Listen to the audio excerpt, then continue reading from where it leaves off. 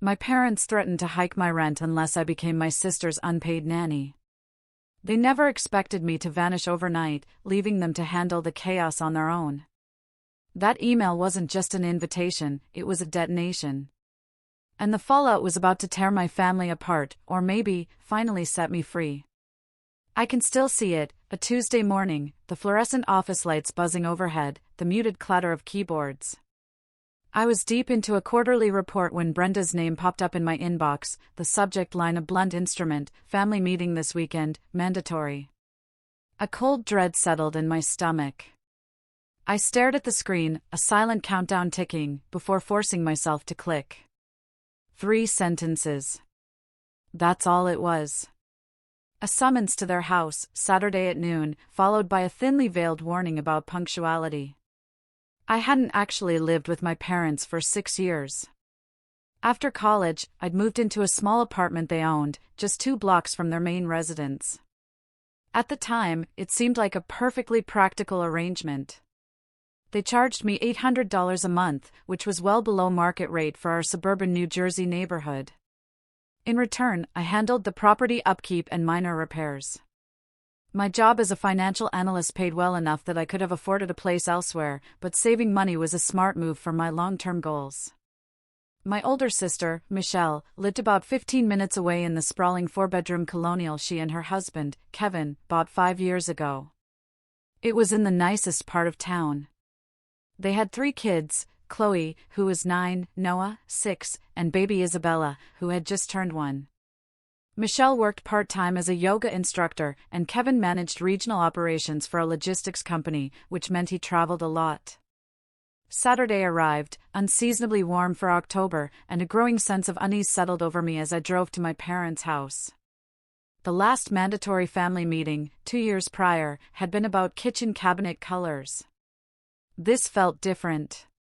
Michelle's Mercedes was already in the driveway when I pulled up. Through the living room window, I could see my father, Gregory, pacing by the fireplace while Brenda sat stiffly on the couch. Michelle was in the armchair, her face a mix of exhaustion and something I couldn't quite decipher. "There you are," Brenda said, the moment I walked through the door, her voice sharp. "We've been waiting." I glanced at my watch. "It's 11:58. "I'm early, actually." Gregory gestured to the love seat. "Sit down. We need to discuss something important." The air in the room felt thick, suffocating. I sank onto the cushion. Michelle wouldn't meet my eyes. She just twisted her wedding ring, a nervous habit from high school. "Your sister needs help," Brenda began, no preamble. "Kevin's job has become more demanding, and with 3 children, Michelle is completely overwhelmed. The baby isn't sleeping through the night. Chloe needs help with homework every evening. Noah has behavioral issues that require constant supervision." I waited, a cold certainty already forming in my gut. I knew exactly where this was going. "As a family, we support each other," Gregory added, his voice resonating with false gravity. "Your mother and I have decided that the best solution is for you to take on more responsibility with your nieces and nephew." "Take on more responsibility?" I repeated, carefully, testing the words. Michelle finally looked up. "I need someone to watch them after school. Just for a few hours each day until Kevin gets home, and maybe some weekends when I have events or need personal time." "You want me to babysit?" The words came out sharper than I intended. "We prefer the term helping family," Brenda said, her voice icy. "You're their aunt. It's not babysitting when it's your own family." Heat rose in my chest. "I work full-time.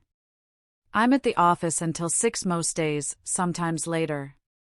"You could adjust your schedule," Gregory suggested, dismissively. "Talk to your boss about leaving early. This is more important than some corporate job." His tone made my jaw clench.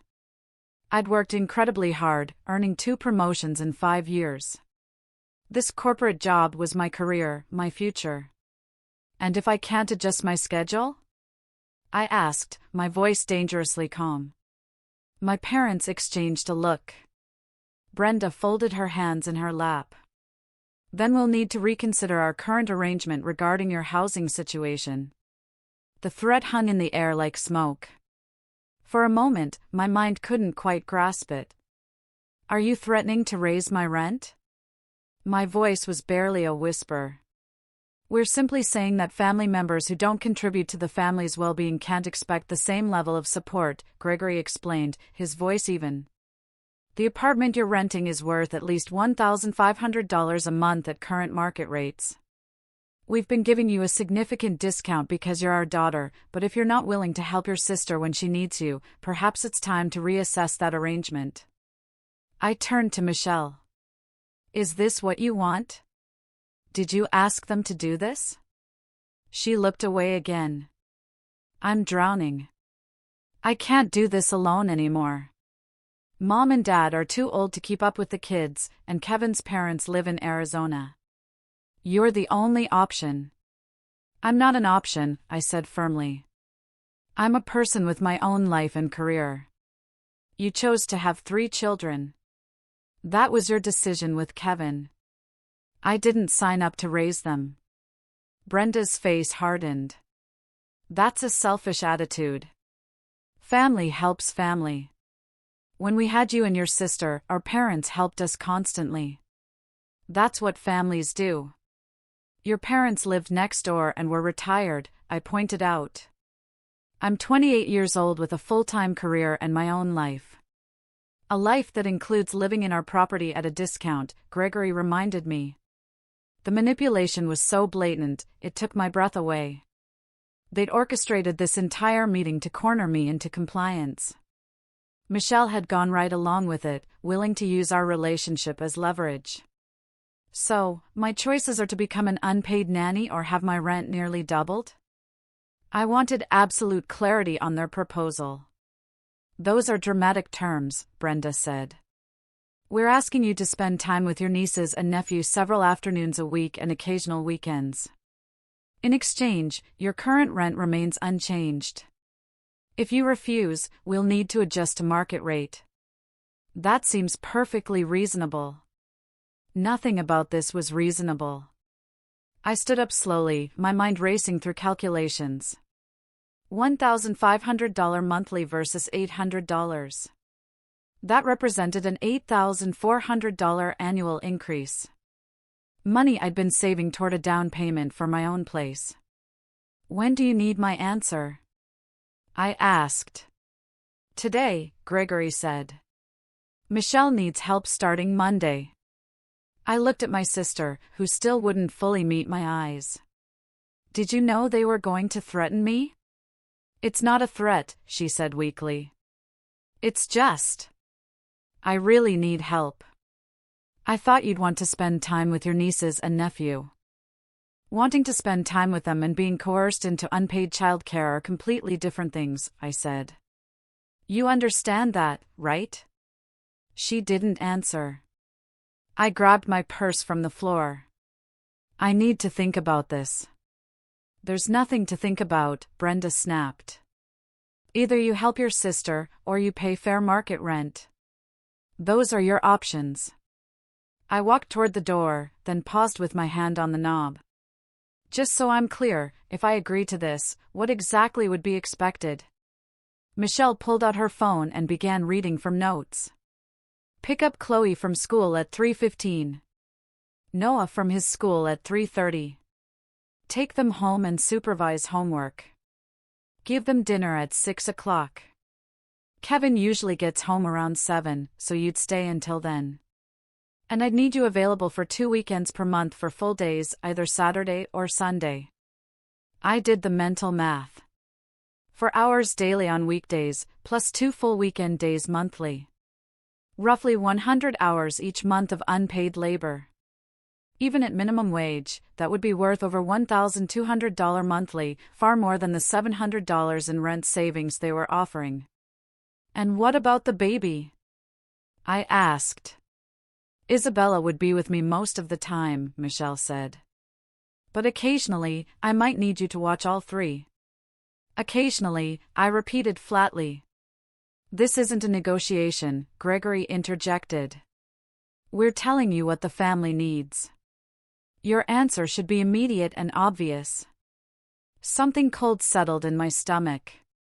The complete dismissal of my autonomy, the casual expectation that I would rearrange my entire life to solve problems that weren't mine. The financial coercion disguised as family obligation. It crystallized into perfect clarity. "I'll have my answer for you by Monday," I said, opening the door. "We need it today," Brenda insisted. "Monday," I repeated, walking out before they could respond.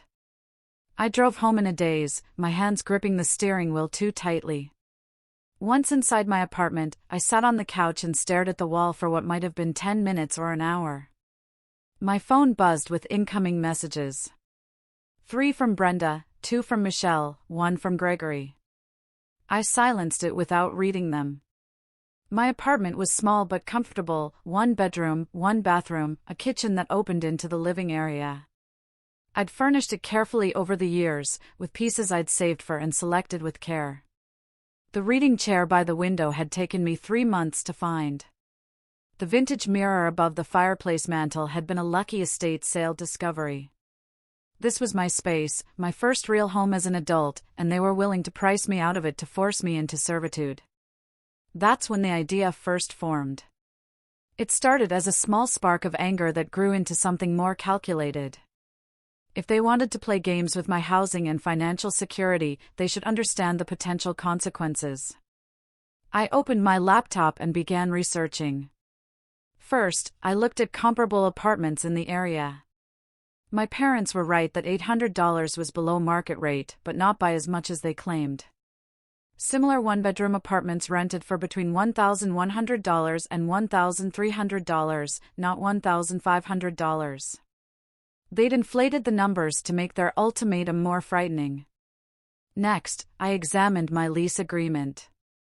I'd signed a year-long lease that renewed automatically unless either party gave 60 days' notice.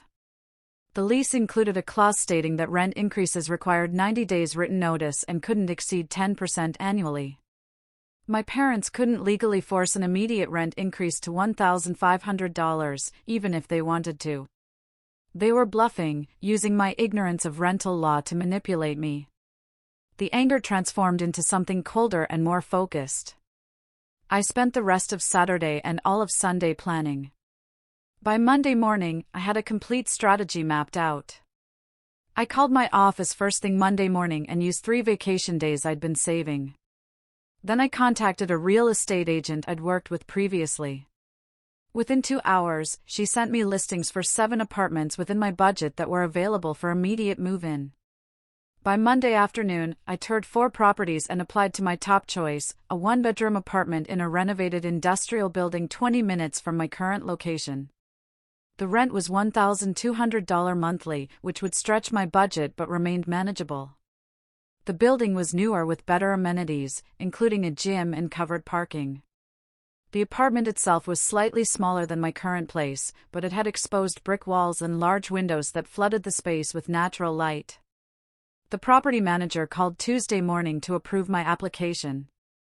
I could move in that weekend if I wanted. Tuesday afternoon, I submitted my 60-day notice to my parents via certified mail as required by the lease. The letter was professionally worded and included no explanation beyond the standard notification that I would be vacating the property. I made copies of everything and stored them both digitally and physically. Then I started packing. I'd accumulated more belongings than I realized over 6 years. I worked each evening after work, filling boxes and labeling them carefully. I arranged for a moving company to come Saturday morning. I updated my address with my bank, credit cards, employer, and every service I used. I transferred utilities to my new apartment. My phone rang constantly. Brenda called 17 times between Tuesday and Friday. Gregory left increasingly angry voicemails. Michelle sent long text messages that oscillated between guilt trips and accusations. I responded to none of them. Friday evening, I did a final walkthrough of the apartment. Everything was packed except for my bedding and the clothes I'd need for the next day. I cleaned as I went, ensuring the apartment would be in perfect condition when I left. My parents would have no grounds to withhold my security deposit. I felt surprisingly calm. No second-guessing, no guilt, just a clear sense that I was making the right decision. Saturday morning arrived with rain that seemed fitting for the occasion. The movers showed up at 8 o'clock exactly.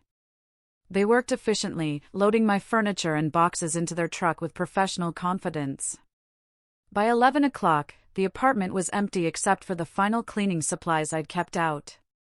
I scrubbed the bathroom until it sparkled. I wiped down the kitchen counters and appliances. I vacuumed every room twice. By 1 o'clock in the afternoon, the apartment looked better than it had when I'd moved in 6 years earlier.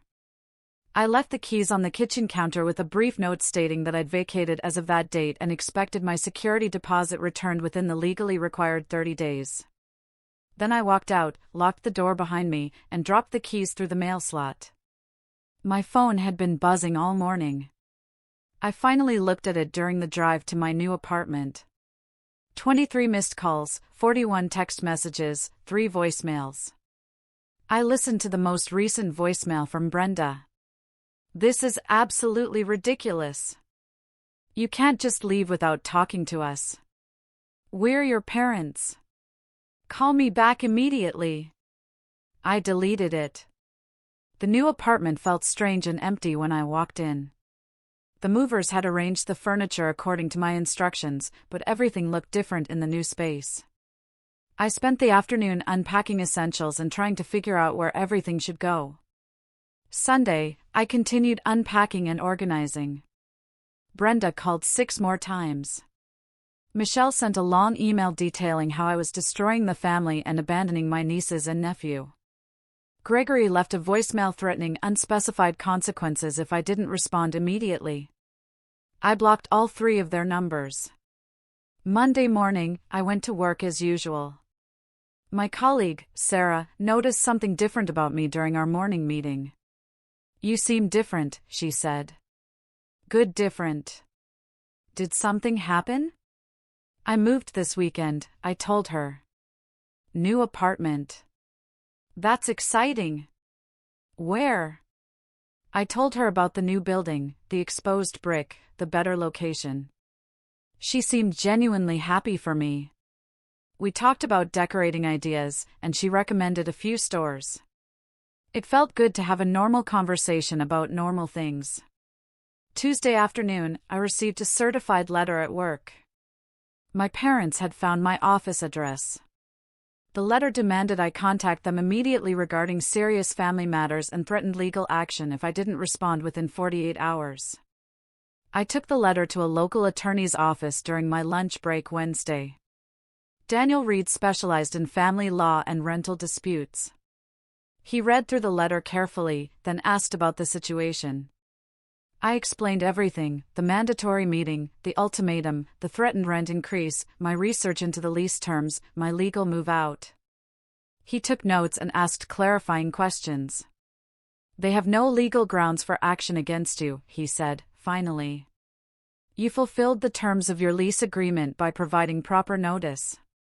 The lease clearly states the requirements for rent increases, which they didn't follow, and they certainly can't force you to provide child care services." "Could they sue me for something?" I asked. "They could file a lawsuit," he acknowledged. "Anyone can file a lawsuit, but it would be frivolous and quickly dismissed. However, given the tone of this letter, I'd recommend we draft a formal response from this office. Sometimes having an attorney involved early prevents escalation." I hired him on the spot. By Friday, he'd sent a professional letter to my parents explaining that I was represented by counsel, that all future communication should go through his office, and that any frivolous legal action would result in counterclaims for harassment and legal fees. The calls and messages stopped immediately. For 2 weeks, I heard nothing. I settled into my new apartment, established new routines, explored my new neighborhood. Work continued as normal. Life felt lighter somehow, as if I'd been carrying a weight I hadn't fully recognized until it was gone. Then my Aunt Cynthia called.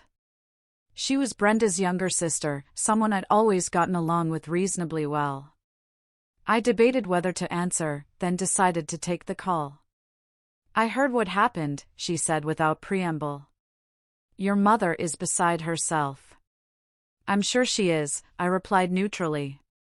"She says you abandoned the family over nothing. Just disappeared without any warning." I felt anger flare but kept my voice level. "That's not accurate. I was given an ultimatum: provide extensive unpaid childcare, or have my rent nearly doubled in violation of the lease terms. I chose to find other housing instead." Silence on the other end. "They said you refused to help Michelle with the kids." "I was told I had to provide 4 hours of childcare every weekday, plus 2 full weekend days per month, all unpaid, or face financial consequences." "That's not refusing to help. That's refusing to be coerced." More silence. "I didn't know it was like that," Cynthia said softly. "No one asked for my side," I pointed out. Cynthia sighed heavily. "Your mother presented it very differently. She made it sound like you just didn't want to spend time with your nieces and nephew."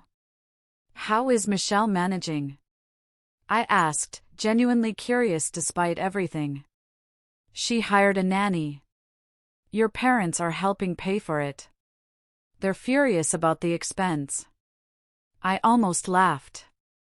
"So, they're paying someone else to do what they expected me to do for free." "When you put it that way." Cynthia trailed off. "They really thought you'd just go along with it." "I know. For what it's worth, I think you did the right thing," she said quietly. "What they did was manipulative. I told your mother that, but she doesn't want to hear it." "Thank you for saying that," I said, meaning it. "Are you okay? Do you need anything?" "I'm actually really good," I realized as I said it. "Better than I've been in a while." We talked for a few more minutes before hanging up. I felt validated somehow, knowing that at least one family member understood the situation accurately. 3 weeks after I'd moved out, Daniel called me. "Your parents sent another letter to my office. They want to arrange a meeting with you to discuss the family situation." "What does that mean?" I asked. "They're vague about the details, but they're requesting mediation. They want to talk things through with a neutral third party present." "Do I have to?" "Absolutely not. You have no obligation to meet with them for any reason." I thought about it carefully. Part of me wanted to refuse out of principle, but another part was curious about what they actually wanted. "Would you attend the mediation as my attorney?" I asked. "If you wanted to proceed, yes, I would accompany you." "Let me think about it." I spent the weekend considering my options. Meeting with them could provide closure, or it could open me up to more manipulation. I made a list of potential outcomes, weighing risks against benefits. Monday morning, I called Daniel back. "I'll do the mediation," I said, "but under specific conditions. It has to be at a neutral location. You have to be present, and I want ground rules established beforehand about acceptable topics of discussion." "I'll communicate that to their attorney." "Their attorney?" I repeated. "They retained someone last week." That's actually standard for formal mediation. Both parties typically have legal representation. The mediation was scheduled for 2 weeks out at a conference room in a local business center. Daniel briefed me extensively beforehand on what to expect, what not to say, and how to maintain boundaries during the discussion. The day arrived with typical November gray skies and cold wind. I dressed professionally in a navy suit, as if attending an important business meeting. Daniel met me in the parking lot and we walked in together. My parents sat on one side of the conference table with their attorney, a stern-looking woman named Eleanor Finch. The mediator, an older man named George Miller, sat at the head of the table. Daniel and I took seats opposite my parents. Brenda looked like she'd aged 5 years. Gregory's jaw was tight with barely contained anger. Neither made eye contact with me as we settled into our chairs. George began with standard mediation opening statements, explaining the process and ground rules. Everyone would have opportunities to speak. No interrupting, no personal attacks. The goal was understanding and potential resolution. Who would like to begin? George asked. Gregory spoke first. We asked for this meeting because our family has been torn apart over a misunderstanding. We love our daughter and want to repair our relationship. I kept my face neutral, waiting. Brenda continued, when we asked you to help with Michelle's children, we thought we were asking something reasonable within family expectations. We didn't realize you would react so extremely. Extremely? I repeated, then caught Daniel's warning glance. I took a breath and rephrased.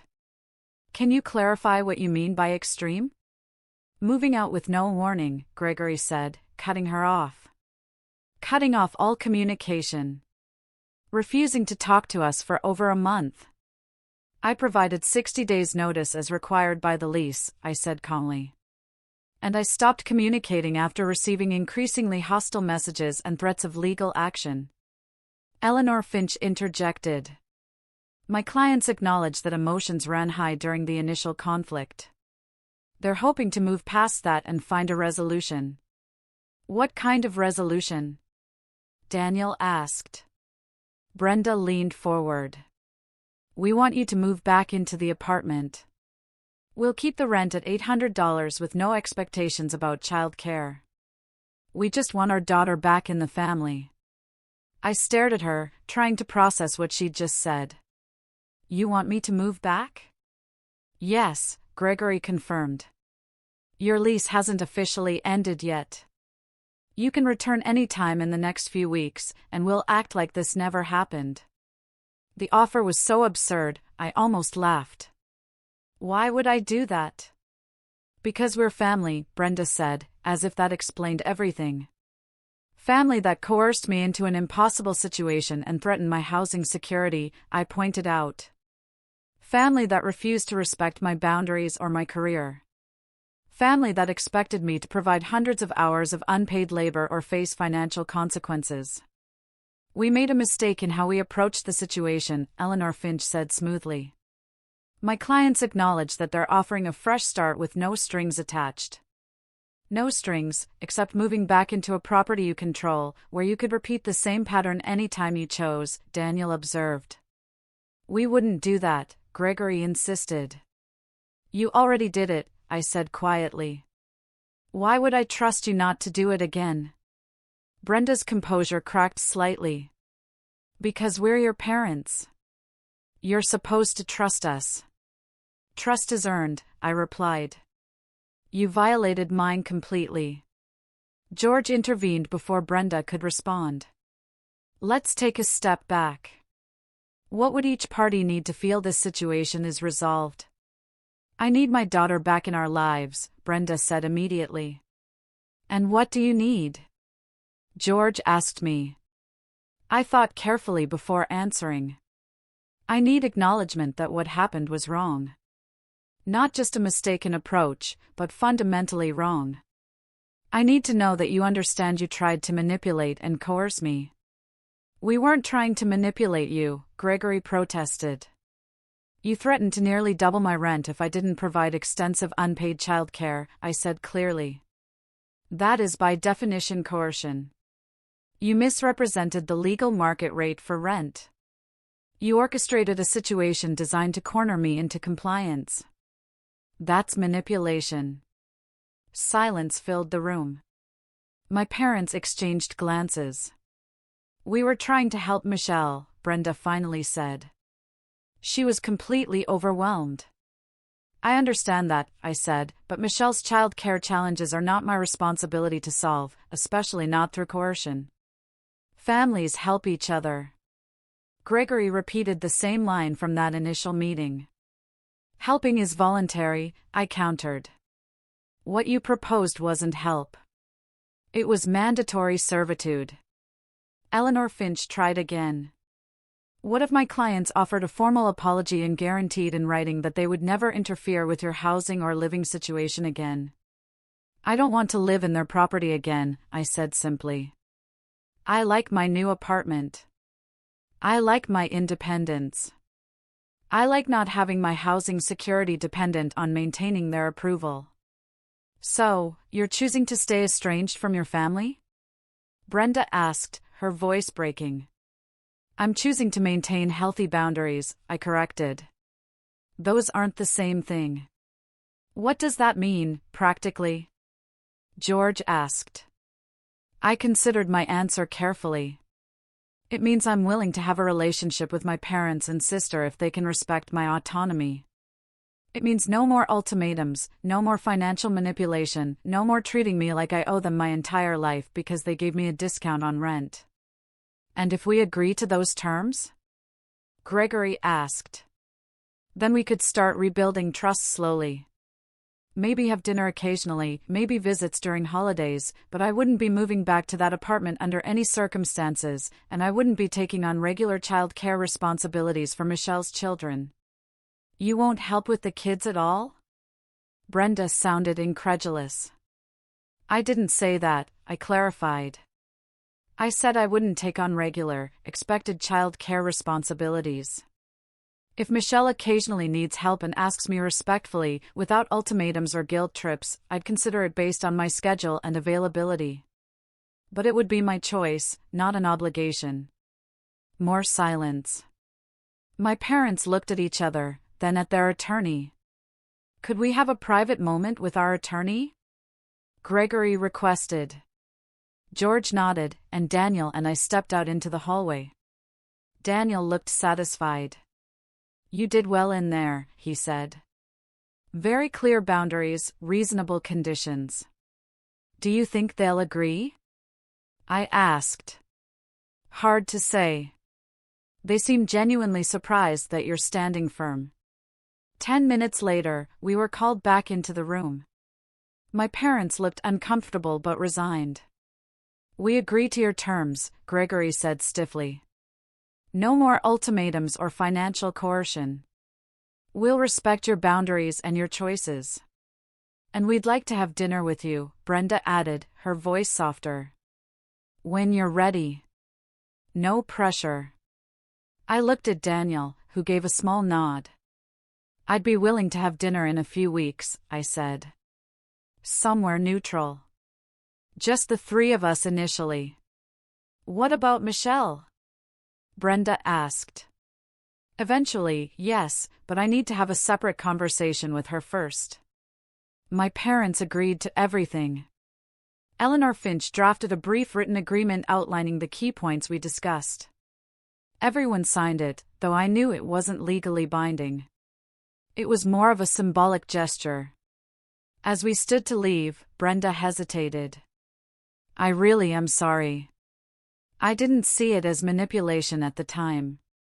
I thought I was solving everyone's problems. It wasn't the full acknowledgement I'd hoped for, but it was something. Thank you for saying that, I replied. The mediation ended. Daniel and I walked back to the parking lot together. How do you feel? He asked. Honestly, I'm not sure yet. Relieved. Maybe, but also wary. That's healthy, he said.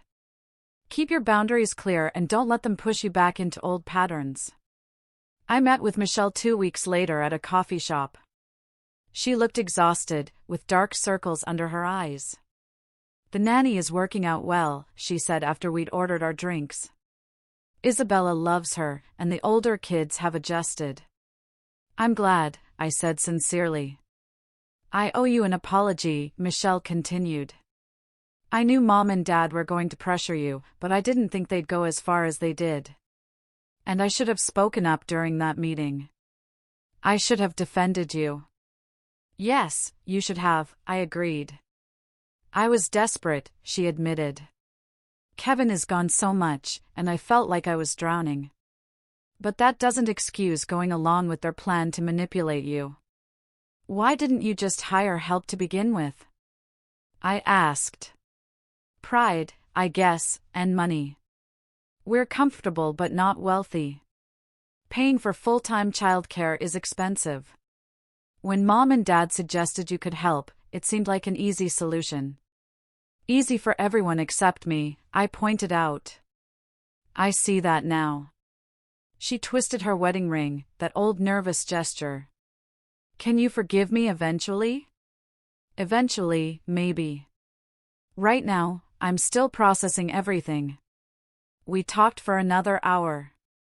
She told me about the kids, about Kevin's work situation, about her struggles with balancing everything. I listened but didn't offer to help. She didn't ask. As we were leaving, she hugged me briefly. I missed you, she said. I missed you, too, I admitted. But I don't miss the version of our relationship where my needs didn't matter. She nodded, understanding in her eyes. I had dinner with my parents 3 weeks after the mediation. We met at a neutral restaurant and kept the conversation carefully light. They asked about my new apartment and my job. I asked about their recent vacation plans. No one mentioned Michelle's kids or childcare or the apartment I'd left. It felt strange but civil. Over the following months, we slowly rebuilt something resembling a relationship. We had dinner monthly. They came to see my new apartment once and were politely complimentary. I sent them photos from a work trip to Philadelphia. Brenda sent me a birthday card with a handwritten note that almost felt genuine. Michelle and I had coffee every few weeks. Our conversations gradually became more natural, though there remained an underlying cautiousness that probably would never fully disappear. I did occasionally babysit for Chloe, Noah, and Isabella, but only when Michelle asked respectfully and I had availability. Maybe once every 6 weeks. The kids were sweet, and without the resentment of coercion, I actually enjoyed spending time with them. My career flourished without the constant underlying stress of navigating family manipulation. I had more mental energy to devote to work. I received the senior analyst promotion I'd been working toward, which came with a substantial raise and better benefits. I dated someone I met through work for several months. It didn't work out long term, but the experience reminded me that I had a whole life separate from family drama. Friends, hobbies, career ambitions, romantic possibilities, all of it existed independently of my parents' approval or expectations. Looking back, leaving the apartment was the best decision I could have made. Not just because it removed me from a manipulative situation, but because it forced everyone to recognize that I was an autonomous adult with my own life and choices. My parents learned they couldn't control me through financial leverage. Michelle learned that family relationships require mutual respect and can't be sustained through guilt and obligation. And I learned that standing up for myself, even when it meant disappointing people I loved, was sometimes the only path forward. The apartment I'd left sat empty for 3 months before my parents finally rented it to a young couple with no family connections. They charged them $1,100 monthly, not the $1,500 they claimed was fair market rate. I never pointed out that discrepancy. Some lessons people need to learn on their own. My new apartment became a real home. I decorated it carefully, filled it with plants and art and furniture that reflected my taste. I hosted dinner parties. I established routines that centered my needs and preferences. I woke up each morning in a space that was entirely mine, with no strings attached and no underlying obligations. That freedom was worth every penny of increased rent and every difficult conversation with my family. Sometimes Brenda still made comments that hinted at wanting me more involved with Michelle's children. Sometimes Gregory mentioned opportunities for family investment properties that would give me better rates. Each time I politely declined and changed the subject. The boundaries I'd established that day in the mediation room remained firm. My relationship with my family existed on my terms now, not theirs. They tested those boundaries a few times in the early months, pushing gently to see if I'd give ground. I never did. Gradually, they accepted the new dynamic. Our relationship stabilized into something healthier, if more distant. We would never have the close family bonds Brenda had always claimed to want, but those bonds had never actually existed. They'd been illusions propped up by my compliance and willingness to accommodate everyone else's needs above my own. The real relationship we built afterward, based on mutual respect and clear boundaries, proved far more sustainable. A year after I'd left the apartment, Cynthia invited me to lunch. We met at a small cafe downtown and caught up on life. "Your mother talks about you differently now," she mentioned casually over salads. "How so?" I asked. "With more respect, I think. She still doesn't fully understand why you reacted the way you did, but she stopped painting you as the villain. She actually bragged to me about your promotion last month." "Really?" I couldn't hide my surprise. "Really. She told me you were doing very well at your firm and seemed happy in your new place." Cynthia smiled. "I think she's finally recognizing that you're your own person, not just an extension of the family unit she controls." "That only took 28 years, I said dryly. Cynthia laughed. "Better late than never." We talked about other family news, and she mentioned that Michelle seemed to be managing better with the nanny's help. "She needed professional childcare," Cynthia observed. "Trying to make you feel that role was never going to work, even if you'd agreed to it." "I know," I said. "The whole situation was doomed from the start." As I drove home that afternoon, I reflected on how much had changed in a year. The initial anger and hurt had faded into something more settled. I no longer spent mental energy rehearsing arguments with my parents or justifying my choices. The decision I'd made felt increasingly right with time. I'd learned that disappearing wasn't actually about running away. It was about moving toward something better, toward autonomy, self-respect, and a life built on my terms rather than others' expectations. My parents had expected me to fold under pressure because I always had before. Every previous conflict had ended with me compromising, accommodating, bending to keep the peace. They built their entire strategy around that pattern. My departure shattered that pattern completely. For the first time, they experienced consequences for their manipulative behavior. They lost control of the situation and had to face the chaos they created without me there to smooth it over. That's what they hadn't expected when they issued their ultimatum. That I would actually leave. That I would prioritize my own well-being over their convenience. That I would establish boundaries and enforce them, regardless of guilt trips or family loyalty speeches.